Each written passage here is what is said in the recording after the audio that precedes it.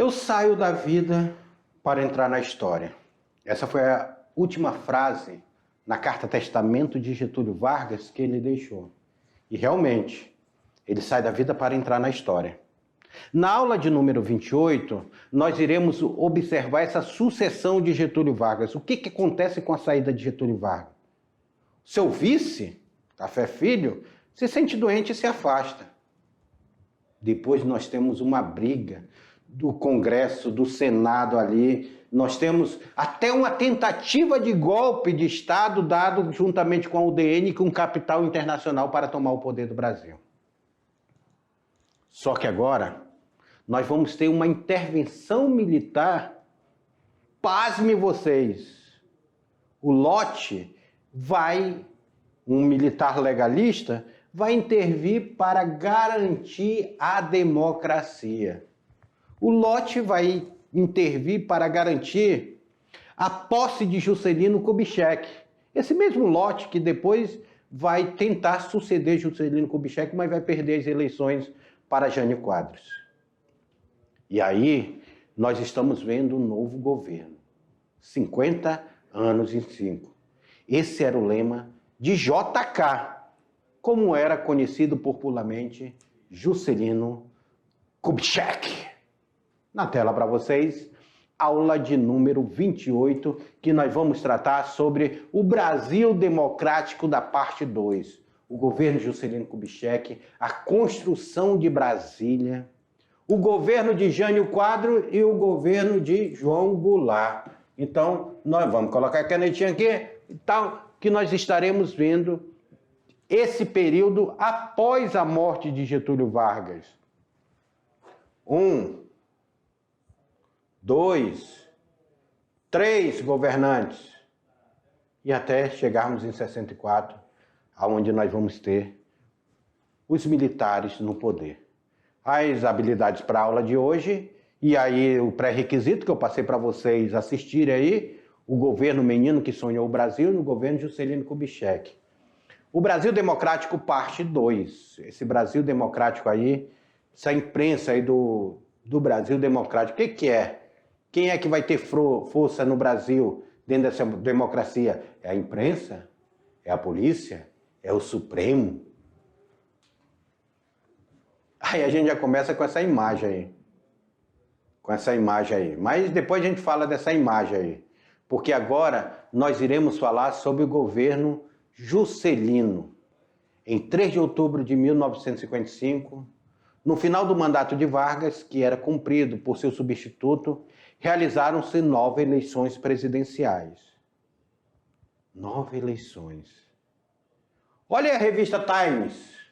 A revista Times já traz aí de 1956 aí, ó. A revista Times já trazia a figura de um presidente. Juscelino Kubitschek. Recentemente a revista Times também trouxe a figura de um ex-presidente. Já várias capas de revista já trouxeram figuras de presidentes. Já tiveram presidentes militares na capa da Time. E aí Juscelino Kubitschek. Os vencedores foram os candidatos da coligação PTB-PSD. Olha essa coligação aqui, ó.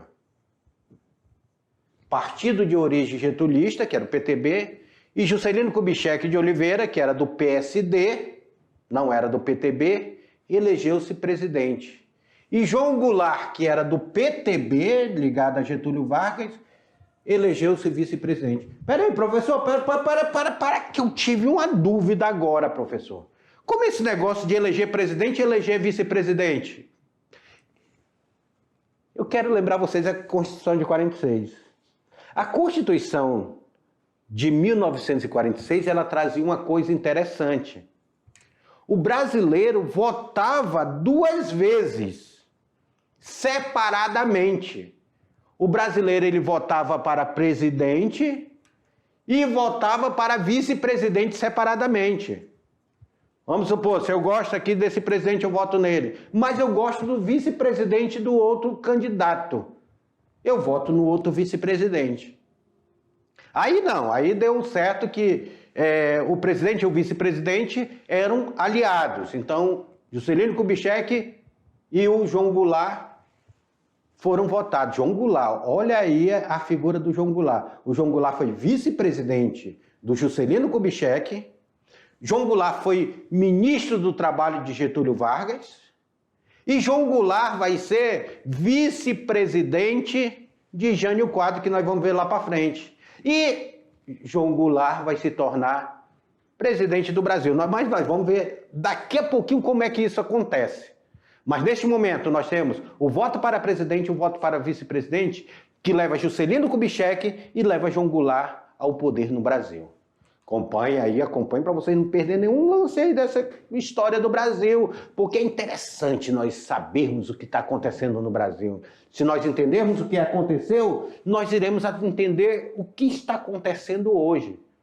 Porque nós temos reflexo desses acontecimentos até hoje. Inclusive os partidos, muitos deles ainda existem até hoje. Principalmente o PTB aí, que ainda é um partido forte, que existe, está dentro, hoje faz parte do Centrão no Brasil, mas existe até hoje. E o partido de oposição quem era? Quem era o partido de oposição naquele momento? Naquele momento não existia PT, PSDB e tudo, mas existia a UDN. E quem era a UDN? Na tela para vocês.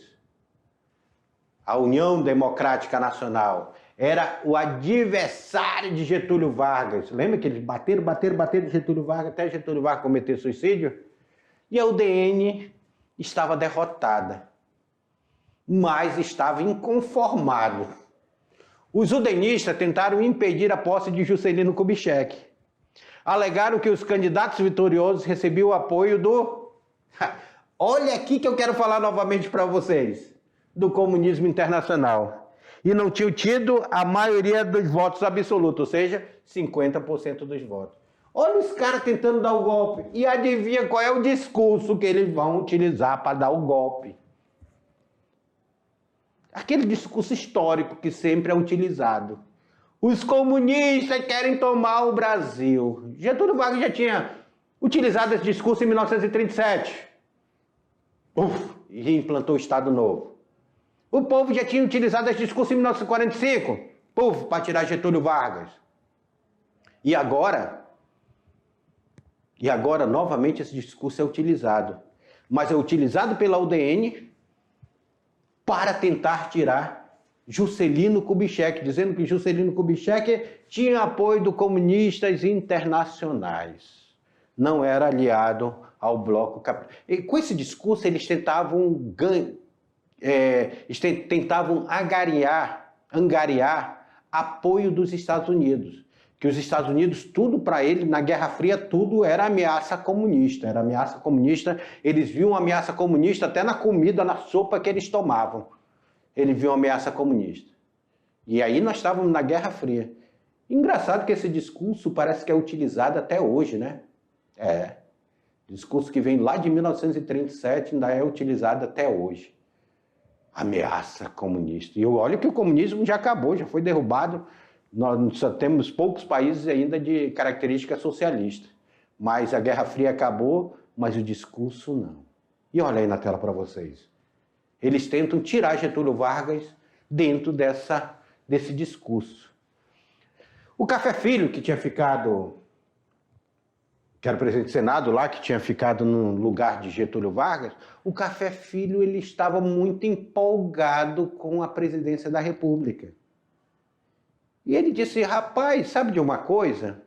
Eu vou apoiar essa tese dos udenistas. Eu vou apoiar essa tese. Eu acho também que as Forças Armadas elas têm que se movimentar para garantir a democracia, garantir que o comunismo não entre no Brasil. E eles vão ter apoio de parte das Forças Armadas. Mas detalhe para vocês, não são todas as Forças Armadas que vão estar apoiando o Café Filho, que estava na presidência do Brasil. Os militares ligados ao ministro da Guerra, que era o general Henrique Teixeira Lott, grave esse nome, porque ele vai ser candidato também à presidência da República, de perfil legalista, ele tinha esse perfil legalista, desmontaram a conspiração e forçaram o afastamento de Café Filho. Sério, Café Filho, olha, já chega para você, Você precisa ser afastado porque nós precisamos garantir a posse de Juscelino Kubitschek. Imagine, olha aqui vocês, os militares intervindo no governo para garantir a democracia. Militares esses que em 64 depois vão tirar a democracia do Brasil. E no dia 31 de janeiro de 1956, quem assume a presidência da República? Nada mais, nada menos de que ele, Juscelino Kubitschek. Aquele menino que veio lá das Minas Gerais, aquele rapaz que era médico, aquele rapaz que se tornou governador de Minas Gerais, aquele rapaz que urbanizou Minas Gerais, principalmente sua capital, agora vinha com toda a força para se tornar presidente da República. O que Juscelino Kubitschek pensava? O que ele planejava? Juscelino era um visionário. Ele pensava um Brasil grande, ele não pensava um Brasil só do Sudeste, ele pensava de um Brasil integrado. Não é à toa que Juscelino Kubitschek vai arrancar a capital do Brasil, do Rio de Janeiro, e vai trazer para o coração do Brasil. Vai trazer para Brasília. Não é à toa que Juscelino Kubitschek cria Brasília. Não é à toa que Juscelino Kubitschek cria uma rodovia ligando Belém a Brasília, ligando o extremo norte do Brasil a Brasília. Não é à toa que é Juscelino Kubitschek que estará na linha de frente na derrubada primeira árvore da BR-029. Vocês sabem qual é a BR-029? Vocês sabem? E aí, vocês sabem qual é a BR-029? A BR-364, gente, essa que nós passamos, vamos para Vilhena, viemos de Vilhena, saímos daqui, tudo vai até o Acre. Ela recebeu o primeiro nome de BR-029, depois ela vira BR-364. É Juscelino Kubitschek que vai estar na linha de frente, porque ele pensava um Brasil integrado. Ele pensava um Brasil em fazer 50 anos em 5. O cara foi ousado. Imagine vocês construir uma casa. Vocês estão construindo uma casa ali. Começaram a construir a casa de vocês. Vocês conseguem construir uma casa de vocês rapidamente em 3 anos? Todinha e tudo formar? O cara construiu foi uma cidade em 3 anos. Construiu Brasília em 3 anos. Uma cidade completa. Só para vocês terem uma ideia do visionário que é Juscelino Kubitschek. Na tela para vocês. Olha aí na tela. Kubitschek adotou como lema seu governo fazer o Brasil 50 anos em 5. E aí, em 1956, ele lançou o Plano Nacional do Desenvolvimento, também conhecido como Plano de Metas. Plano de Metas. Qual era esse plano de metas de Juscelino? Olha aí essa imagem dele aí. Essa imagem dele do plano de metas. As principais metas aí. Tá? Essas principais metas que ele traçava, que ele planejava.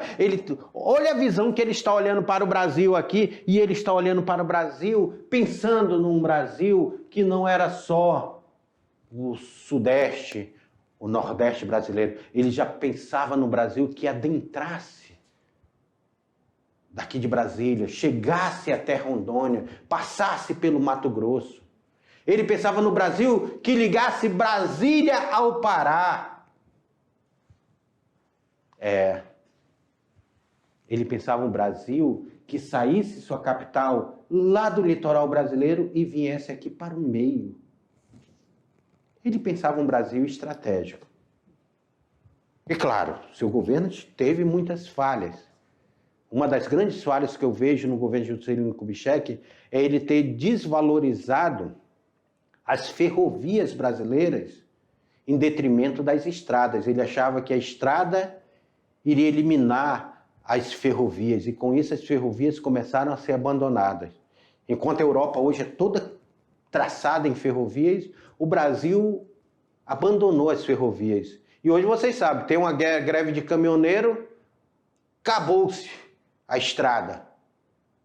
Nós não temos como escoar nossos produtos. Então nós estamos passando por esse período aí. O que são esses planos de meta? Na tela para vocês. Olha aí na tela.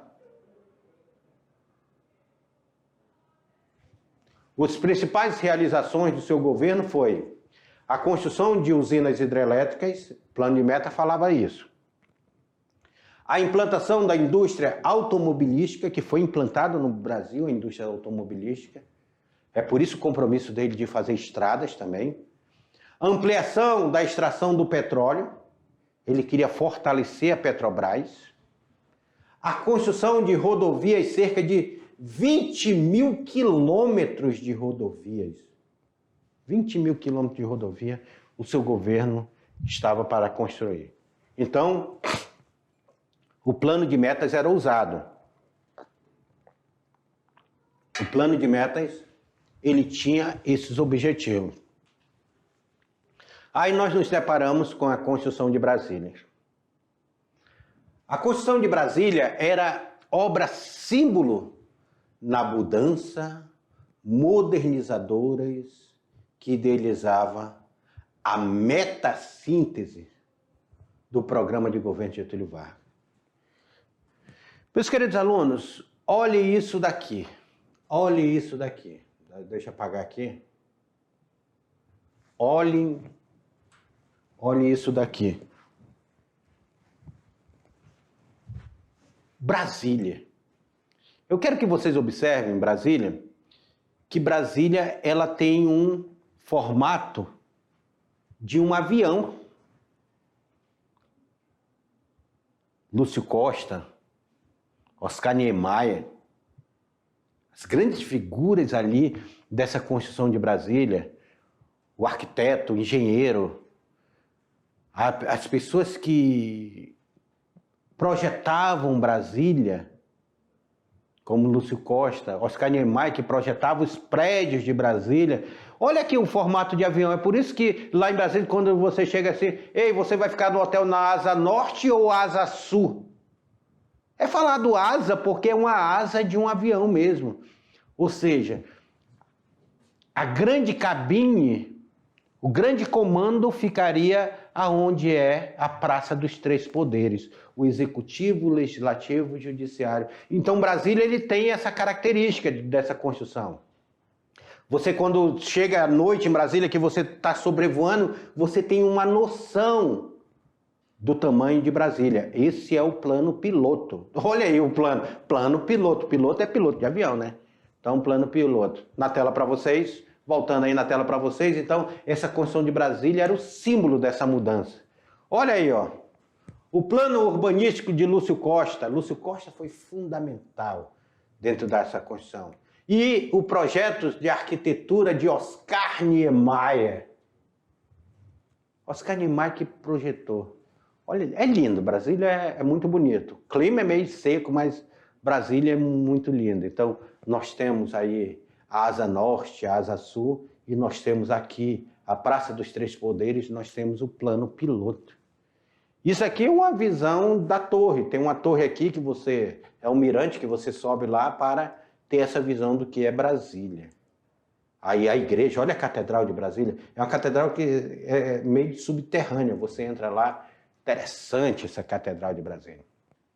Milhares de trabalhadores pioneiros, os candangos, como eram chamados, esses nordestinos que foram para lá trabalhar em Brasília, eles eram apelidados de candangos, vindo principalmente do Nordeste, revezaram-se noite e dia para construir a obra do governo Juscelino Kubitschek. Brasília não parava, gente. Brasília era de noite e dia. Brasília fez um lago, Lago Paranoá, que é um lago artificial. Inclusive, lá debaixo do lago tem várias casas que foram inundadas, vários tratores, caminhões, que não deram tempo de ser tirados. Depois de 3 anos, Brasília foi inaugurada. Pessoal, olhe para essa cidade. Imagine vocês, toda essa cidade, ser construída em 3 anos. 21 de abril de 1960. Dia de Tiradentes que ele escolheu. Ele, como mineiro, tinha que escolher o dia de Tiradentes. 21 de abril de 1960, Brasília é inaugurada. Mas, o que acontece com Juscelino Kubitschek? Juscelino Kubitschek tenta fazer a sua sucessão. Lembra do militar que garantiu sua posse, o Lott? Ele tenta fazer sucessão e tenta eleger Lott. Só que a UDN ela vem com uma crítica muito grande e ela vai lançar um candidato populista ali. Jânio Quadros. O Jânio Quadros, ele andava com um terno preto e colocava coisas aqui branca no terno dele para parecer caspa, para mostrar que ele era do povo. Ele andava com sanduíche no bolso do paletó para comer quando ele chegasse na multidão, para dizer, este é o alimento deste presidente do povo. Ele tinha essa característica populista e tudo. Lema dele, varre, varre, vassourinha, varre, varre a corrupção. Começou a dizer que no governo de Juscelino Kubitschek teve muita corrupção com a Constituição de Brasília e tal. Juscelino Kubitschek foi acusado de ter um apartamento. Vocês já ouviram essa história? Pois é, essa história lá de estar acusado de ter um apartamento indevido que ganhou e tudo. Depois ele foi provar que o apartamento era dele, era herança. Foi a maior coisa dentro do governo de Juscelino Kubitschek. E quem ganha a sucessão? Na tela para vocês. O governo de Jânio Quadros. Olha a vassourinha que ele era símbolo da campanha dele, dizendo que ele ia varrer a corrupção. Jânio Quadros. Jânio da Silva Quadros. Político sem grande vínculo partidário, foi apoiado pela UDN e outras forças antigetulistas e venceu a eleição como presidente. Jânio conseguiu 48% da preferência do eleitorado e larga vantagem sobre o segundo colocado, que era o Marechal Henrique Teixeira Lott. Lembra aí? O Henrique Teixeira Lott ficou em segundo lugar, não conseguiu ganhar a presidência. Candidato da coligação PTB-PSD. Tomou posse em 31 de janeiro de 1961. Voltamos aqui a falar sobre a Constituição de 46. O que falava a Constituição de 46 sobre candidatura à presidência? Você votava para presidente e você votava para vice-presidente. Havia possibilidade de ser eleito um presidente de um partido, de uma coligação, e ser eleito vice-presidente de outra coligação? Existia. Não só existia, como aconteceu nessa eleição. Jânio Quadros, que era de uma coligação ligada ao UDN, vence como presidente, só que o seu vice-presidente era de uma outra coligação de oposição, ligada a Getúlio Vargas, a Juscelino Kubitschek. Quem ganha como vice-presidente é João Goulart, que era do PTB e do PSB. João Goulart, do PSD, desculpa, PSB não, PSD. João Goulart ganha como vice-presidente. Acompanha aí na tela para vocês. Acompanha aí. Na tela. Olha aí, ó. A legislação eleitoral daquele período permitia que o presidente seja eleito por uma chapa e o vice-presidente por outra chapa. Então aí nós vamos ter Jânio Quadros e João Goulart. João Goulart foi eleito para vice-presidente pelo PTB. João Goulart era considerado herdeiro político do getulismo. Ele que tinha sido ministro do Trabalho de Getúlio Vargas, ele que tinha sido vice de Getúlio, ele que tinha sido vice de Juscelino Kubitschek, e ele agora, desculpa, ele não foi vice de Getúlio, ele foi vice de Juscelino Kubitschek, e agora ele vice aqui, João Goulart, vice aqui de novo presidente de Jânio da Silva Quadros. Varre, varre, vassourinha, varre, varre a corrupção. O lema combate à corrupção, coloquei a imagem aí do Jânio. O lema dessa corrupção, ele vai estar muito presente e que nós vamos perceber muito ali dentro desse governo. Nós vamos perceber muito dentro desse governo aqui, dele aqui, ó. Esse lema dele de varrer a vassourinha, de varrer a corrupção, ele vai estar como discurso dele de governo de combate à corrupção. Só que vai se perder, não consegue governar da maneira que quer, não consegue apoio internacional. A UDN, que tinha apoiado Jânio Quadros, vai começar a se afastar de Jânio Quadros. Por quê? Porque vai dizer, Jânio Quadros está muito próximo dos comunistas. Mais uma vez o discurso comunista. Mais uma vez. E eles começam a se afastar de Jânio Quadros. Jânio Quadros, então, ele tem uma ideia genial. Ele disse, olha, eu vou escrever aqui uma carta-renúncia e vou apresentar ela na sexta-feira. Na segunda-feira vai haver uma comoção popular, então o exército vai me apoiar, a população vai me apoiar e eu vou voltar com todo vapor para a presidência da República. Só que ele escreveu a carta na sexta e o Congresso Nacional se reuniu no sábado e aceitou a carta de renúncia dele. Olha como foi a situação. Vamos acompanhando aí na tela para vocês. Vamos acompanhando como foi esse governo dele aí. O seu estilo político, Jânio conquistou muitos eleitores, prometendo combater a corrupção, varrer a sujeira da administração pública. O símbolo de sua campanha era justamente uma vassoura, que eu mostrei para vocês ali, dentro dessa imagem aqui, ó. O símbolo da campanha dele. Era justamente essa vassoura. Ele saía dizendo que iria varrer a corrupção, que ia acabar com a corrupção. Será que ele conseguiu essa façanha? A UDN rompeu com o governo e o seu líder, Carlos Lacerda, olha aí o líder da UDN, Carlos Lacerda, acusou o Jânio de abrir as portas do Brasil para o comunismo internacional. Abrir as portas para o Brasil, para o comunismo internacional. Que é justamente esse encontro dele aqui, ó, com Che Guevara. Che Guevara, que tinha participado da Revolução Cubana, estava fazendo viagem pelo mundo, e Jânio Quadros vai dar comenda para Che Guevara, vai recepcionar o governo Che Guevara. A UDN vai dizer, você está muito próximo dos comunistas, então nós vamos afastar do seu governo. E, na realidade, o presidente, ele apenas estavam fazendo um processo diplomático. Se não bastasse o vice-presidente dele, quando ele renuncia, o vice-presidente dele está fazendo um contato comercial com a China, estava viajando para a China, que é socialista.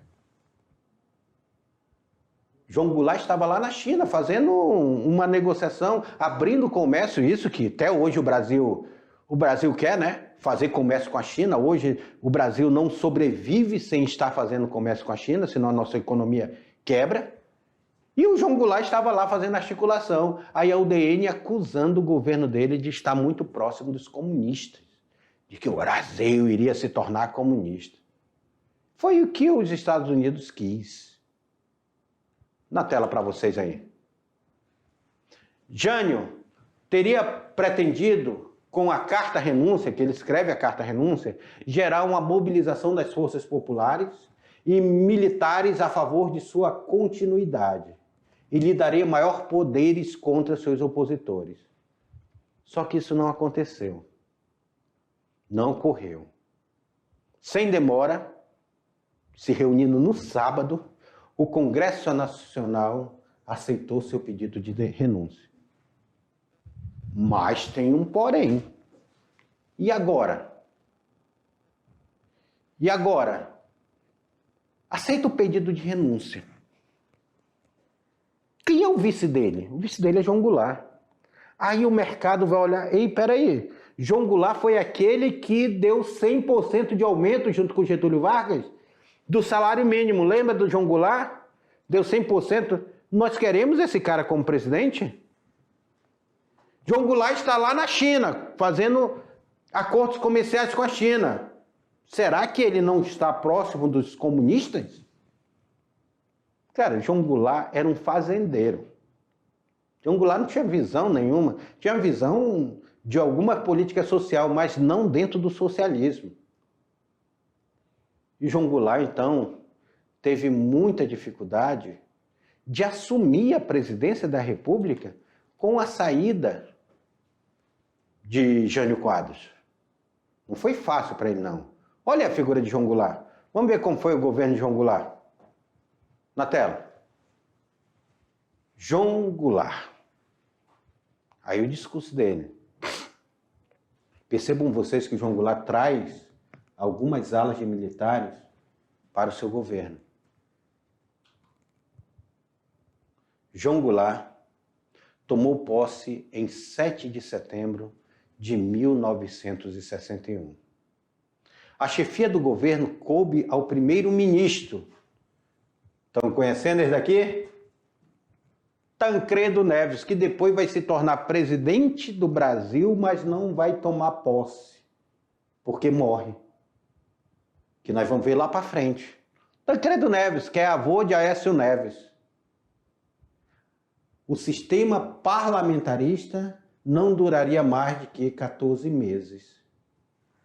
Professor, peraí, parou. A Constituição de 46 não diz que o Brasil é presidencialista? Como é que agora aparece de uma hora para outra um parlamentarismo aí? Que eu quero te falar para vocês, a Constituição brasileira, ela é seguida de golpes. E a negociação do cunhado de João Goulart, Leonel Brizola, ele faz uma grande articulação para que João Goulart tome posse em 61.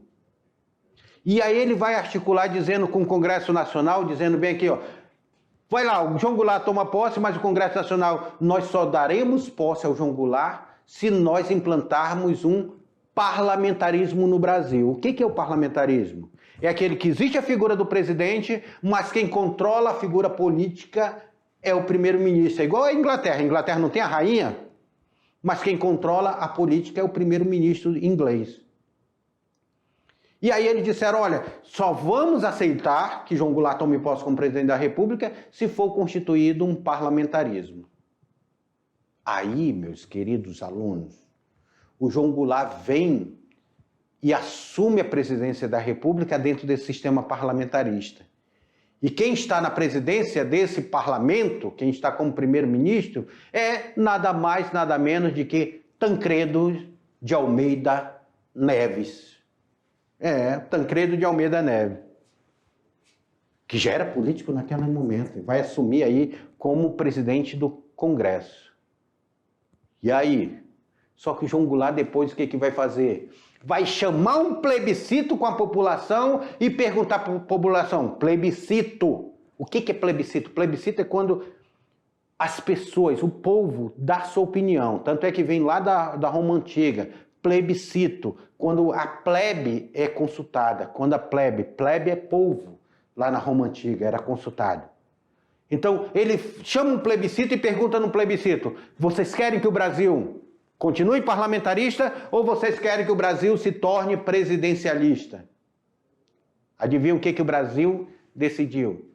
Queremos o presidencialismo. E João Goulart agora, então, se torna presidente de fato do Brasil. Na tela para vocês. Em 6 de janeiro de 1963, foi realizado um plebiscito reunindo 12 milhões de cidadãos, dos quais 10 milhões manifestaram contra o parlamentarismo, votando pelo estabelecimento do presidencialismo. Vitória do não em todo o Brasil. Então não queria o parlamentarismo, queria o presidencialismo. Povo devolve poderes ao presidente. Agora, João Goulart, ele pode governar como presidente da República. E assina o plano trienal, que era o final do governo dele. Eu vou assinar um plano trienal. O que eu vou fazer nesses meus 3 anos de mandato? O governo de João Goulart foi marcado pela mobilização social e política de diversos setores da sociedade brasileira. Era mobilização organizada por grupos formados por estudantes, operários, camponeses. A Associação do Instituto Brasileiro de Ação Democrática, fundada em 1959, e o Instituto de Pesquisa de Estudos Sociais, fundado em 1961. Ele queria o quê? A reforma de base. Dificuldade ele teve para implantar. 13 de março de 64, João Goulart, ao falar com mais de 300 mil pessoas durante a Estação Central do Brasil, expôs um conjunto de reformas que seria adotado por seu governo. Ele dizia que ia fazer reforma agrária. Gente, isso daqui foi a grande queda de João Goulart. Fazer reforma agrária no Brasil, que a maioria dos políticos estão ligados às oligarquias agrárias, é complicado. Fazer a reforma urbana, fazer a reforma educacional, reforma eleitoral e reforma tributária. Ele tomou algumas medidas que não vão agradar o capital internacional. Aí começam as manifestações contra ele. Mais uma vez, o povo agora acusando João Goulart, devido a ele querer fazer reforma agrária, acusavam ele de ser comunista. João Goulart está se aproximando do comunismo. Aí nós temos a marcha de pessoas católicas, que era a maioria do Brasil, marcha da família com Deus e pela liberdade. Conhece esse lema aí? Marcha da família com Deus e pela liberdade. Jango procurou limitar o envio de dólares de empresas multinacionais para o exterior, pela lei da remessa de lucro. Aquilo que Getúlio Vargas tinha tentado fazer, o Jango estava conseguindo fazer. Rapaz, o capital internacional não vai gostar nada disso, o governo dos Estados Unidos não vai gostar nada disso. As oposições organizaram seus protestos, como a Marcha da Família com Deus pela Liberdade. Série de passeatas com senhoras católicas, autoridades civis, empresários e parte da classe média. Estavam se sentindo ameaçados por João Goulart, dizendo: ele vai implantar o comunismo no Brasil, vai implantar o comunismo no Brasil. Militares, queremos vocês. E os militares vão se empolgar. Vão dizer: ah, é? Então, nós iremos apoiar esse movimento. Na tela para vocês. Olhem a Marcha da Família. 31 de março de 64, explodiu a rebelião das Forças Armadas contra o governo João Goulart. O movimento militar teve início em Minas Gerais, apoiado pelo governador mineiro Magalhães Pinto. Então, o governador mineiro... Olha esse discurso de 1964, vê se vocês conhecem esse discurso. O Brasil não será uma Cuba, uma nova Cuba. O Brasil não será uma nova Cuba. Discurso de 1964, gente. Pasmem, utilizado até hoje. Os golpistas contaram com a adesão da Unidades Militares de São Paulo, do Rio Grande do Sul, do antigo estado da Guanabara. Aí o que restou? Sem condições de resistir ao golpe militar, o presidente João Goulart deixou Brasília no dia 1º de abril de 1964. Passou pelo Rio Grande do Sul. Quando ele estava lá no Rio Grande do Sul, o presidente do Senado disse que o Brasil estava sob vacância.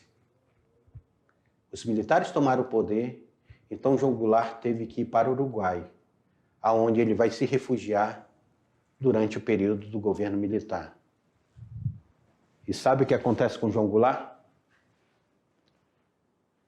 Morre no exílio. Uma morte inexplicada, que a própria família disse que ele foi assassinado. Mas já eu volto com a revisão para vocês. para nós entendermos melhor essa parte do Brasil. Até lá.